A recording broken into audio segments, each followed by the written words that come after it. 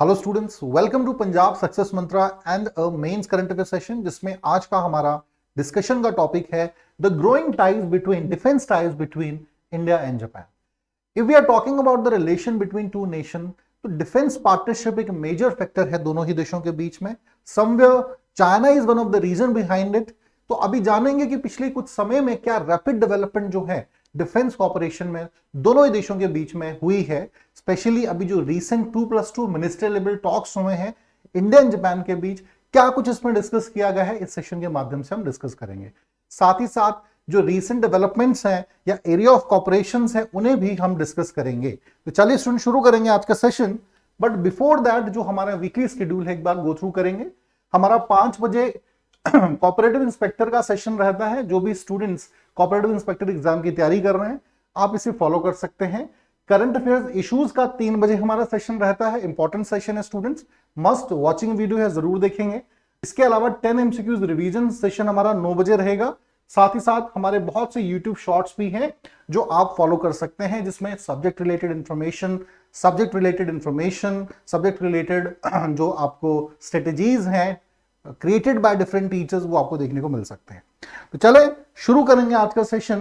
तो अभी recently 2+2 minister level talks have been taken place in Tokyo between India and Japan, जिसमें basically discuss किया गया कि कैसे डिफेंस कॉपरेशन को दोनों देशों में बढ़ाया जा सकता है।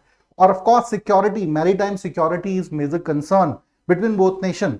तो कैसे इसको मेंटेन किया जा सकता है, स्पेशली चाइना एक बहुत बड़ा फैक्टर है इंडो पैसिफिक रीजन में, कैसे चाइना को भी काउंटर करें, सभी बातों को जो है इस सेशन के माध्यम से डिस्कस किया गया।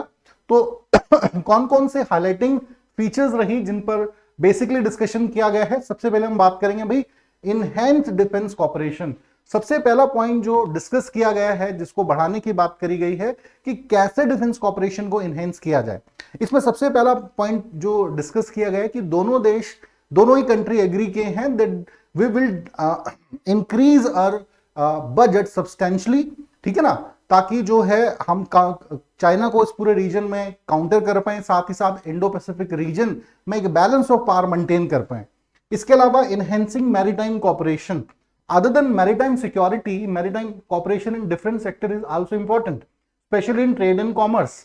When we are talking about Japan is basically island nation, चारों तरफ से जो है सी से घिरा हुआ है, आपका ओशन से, शी से घिरा हुआ देश है। इंडिया की बात करें, इंडियन ओशन से लगता हुआ है, Arabian sea, bay of Bengal, important regions हैं जो कि हमारा ट्रेड कॉमर्स के पॉइंट ऑफ व्यू से देखेंगे तो इंपॉर्टेंट एक पर्सपेक्टिव होता है। तो कैसे इनहेंस किया जा सकता है, तो इसमें बेसिकली ये डिस्कस किया गया कि भाई जो भी इनिशिएटिव दोनों देशों द्वारा लॉन्च किए जाएंगे, इनिशिएट किए जाएंगे, उनमें एक दूसरे को सपोर्ट किया जाएगा। जैसे सागर इनिशिएटिव है इंडिया का, उसको जापान यहां पे सपोर्ट कर रहा है। Talk about global cooperation, so in Indo Pacific region एक फ्री, एक रूल बेस्ड, ठीक है ना, जोन बनाना बहुत इंपॉर्टेंट है। क्योंकि हमने पिछले कुछ समय में देखा चाइना जो है, specially in South China sea, China claim the 90% of the South China sea. So what about the other nations. तो जो एक इंडो पैसिफिक पूरा रीजन है, इसको फ्री, इंक्लूसिव, ठीक है ना, और रूल बेस्ड रीजन बनाए रखना ये इंपॉर्टेंट है। तो कैसे बनाया जा सकता है, इस पे भी डिस्कशन किया गया, और चाइना को इस पूरे रीजन में कैसे काउंटर किया जाए। तो ये इंपॉर्टेंट फैक्टर्स हैं। जैसे भाई बहुत से जो छोटे देश हैं, जिसमें इंडोनेशिया, फिलीपाइंस, ठीक है ना, इंडिया ने ब्रह्मोस मिसाइल का एग्रीमेंट इनके साथ किया है कि भाई आप हमसे ब्रह्मोस मिसाइल्स लें। चलाने की बात ही होती है, लेकिन प्रेजेंस रहेगी तो कहीं ना कहीं प्रेशर उसका पड़ता है चाइना पे। तो ऐसे ही कुछ जो डील्स हैं, एग्रीमेंट्स हैं, वो इंपॉर्टेंट हो जाते हैं। या क्वाड के माध्यम से इंडो जापान की जो एक टाइज हैं, क्वाड्रिलेटरल सिक्योरिटी डायलॉग के माध्यम से जो टाइज हैं, वो भी रिलेशन को स्ट्रेंथन करते हैं इस पूरे रीजन में।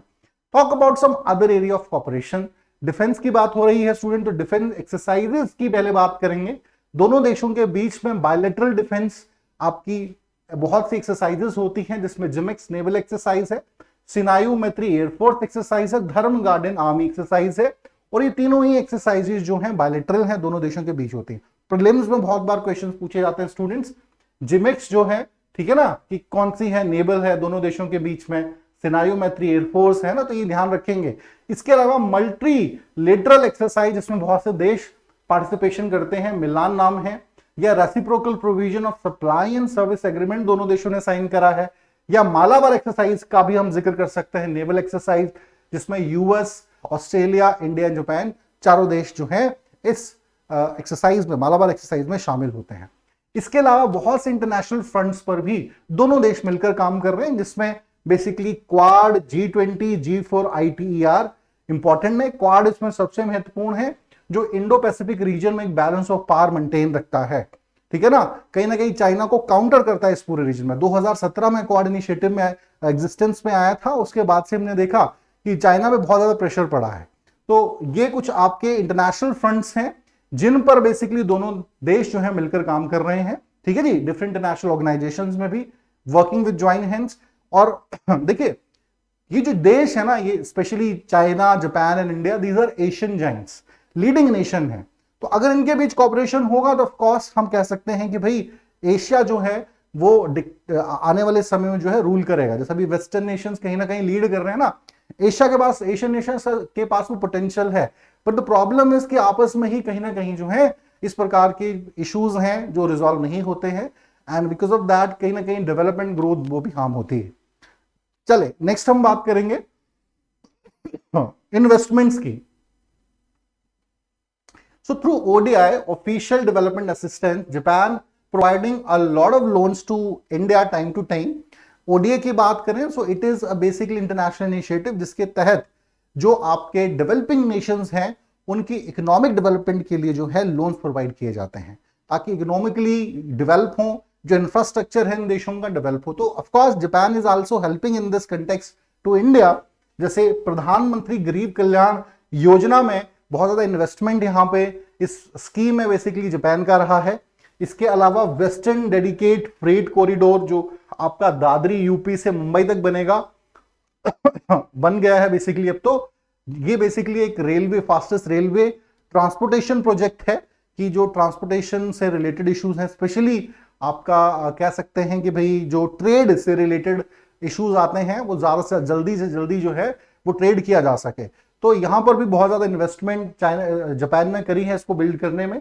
या दिल्ली मेट्रो का एग्जांपल ले सकते हैं, सो दिल्ली मेट्रो को बनाने में भी जापान का बहुत ज्यादा योगदान रहा है। तो कह सकते हैं इंडिया का जो इंफ्रास्ट्रक्चर इश्यूज हैं उनको रिजॉल्व करने में Japan is going to help a lot India. Alright, so these are some of the initiative. इसके अगर हम बात करें ओडीए की तो इसके तहत 15 साल का रीपेमेंट का पीरियड गिवन है। 15 साल में ये जो लोन दिया जाएगा इसको रीपेमेंट करेंगे आप। 5 साल का ग्रेस पीरियड भी दिया गया है इसके तहत, और इंटरेस्ट रेट की बात करें 0.65%।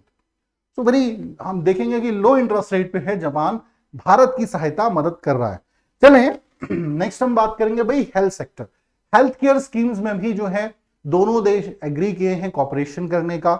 स्पेशली कोविड-19 की बात करेंगे तो कोविड-19 पीरियड में because global pharmacy hub India को माना गया, इवन जापान की भी बहुत ज्यादा सहायता जो इंडिया ने करी है फार्मेसी प्रोडक्ट्स पहुंचाने में, चाहे वो मेडिसिन हो या किट्स हो या अदर आइटम्स की हम बात करें, ये सभी हेल्थ जो प्रोडक्ट्स हैं ये भारत ने सहायता करी। इसके अलावा दोनों देशों ने मिलकर भी बहुत से देशों की हेल्प करी है कोविड-19 पीरियड में।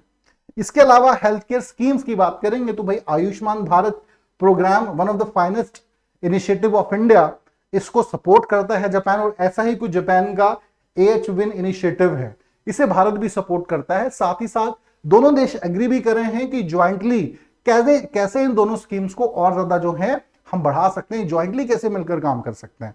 तो these are some health care initiative. Economic relations पे आते हैं अब, तो बायलेटरल रिलेशंस की बात करेंगे तो 20.57 बिलियन का 2021-22 के फाइनेंशियल ईयर के अकॉर्डिंग बेसिकली 20.57 बिलियन का बायलेटरल ट्रेड दोनों देशों के बीच में रहा है, जिसको ऑफ कोर्स बढ़ाने की जरूरत है। लेकिन yes we can see that कि हाँ रैपिडली हमारे जो इकोनॉमिक ग्रोथ है, ट्रेड भी बढ़ा है, ठीक है ना, बहुत से फ्रंट्स पर हमारे जो है डिफरेंट एग्रीमेंट्स के माध्यम से हमारे रिलेशन स्ट्रेंथन हुए पिछले एक डिकेड में। हालांकि इसको और ज्यादा बढ़ाने की जरूरत है और बढ़ाया भी जा सकता है, क्योंकि भारत में बहुत सी डेफिसिट रीजन्स हैं जिसमें एनर्जी, टेक्नोलॉजी है ना, जिसमें आपका जापान भारत की सहायता कर सकता है। फार्मेसी पॉइंट ऑफ व्यू से देखें तो हम यहाँ पे हेल्थ पॉइंट ऑफ व्यू से देखें तो हम यहाँ पे जापान की सहायता कर सकते हैं। साथ ही साथ इस प्रकार से क्या होता है कि भाई कल्चरल एक्सचेंज भी होता है, या रिलेशन दोनों देशों के बीच जो है वो स्ट्रेंथन होंगे। तो ऑफ कोर्स एशिया में कोई चैलेंज करने वाला नहीं होगा। देखिए यूरोपियन यूनियन का एग्जांपल ले सकते हैं। सिंगल अगर आप देशों की बात करेंगे यूरोपियन यूनियन में तो बड़े कमजोर दिखते हैं, पर जब यूरोपियन यूनियन एंटायर हम बात करेंगे तो क्या होगा, एक इंपॉर्टेंट ऑर्गेनाइजेशन बन जाता है। Same in the case with Asia, Asia में भी इस प्रकार की ऑर्गेनाइजेशन के तहत मिलकर काम करने की दोनों देशों को बहुत ज्यादा जरूरत है। ठीक है जी। Specially if we wanted to counter China in this whole region, Indo Pacific region, rapidly पिछले कुछ सालों में, पिछले 5 सालों में देखेंगे लगातार जो है बहुत ही रैपिडली डेवलपमेंट्स, अपने सेटलमेंट्स को भी बनाया है, अपने इन्वेस्टमेंट्स को भी बढ़ाया है, डिफरेंट रीजन में छोटे छोटे देशों को ट्रैप्स में फंसाया है। श्रीलंका का एग्जाम्पल ले सकते हैं, पाकिस्तान, जिबूती, है ना, बहुत से ऐसे एग्जाम्पल्स हमारे सामने हैं कि भाई चाइना बहुत रैपिडली इस पूरे रीजन में ग्रो कर रहा है। तो काउंटर करना बड़ा जरूरी है, नहीं तो सिंगल हैंडेडली चाइना ही आने वाले समय में चाइना की हेगेमनी हमें देखने को मिलेगी। तो मिलकर यहाँ पे इन सभी देशों का काम करना जरूरी है, स्पेशली इंडिया एंड जापान का, क्योंकि दोनों देशों के जो है कंसर्न हैं चाइना के साथ। चलिए स्टूडेंट, आई होप अच्छे से इस टॉपिक को आप समझ पाए हो, बहुत इंपॉर्टेंट है, एग्जाम में पूछा जा सकता है। आज के लिए इतना ही, थैंक यू वेरी मच।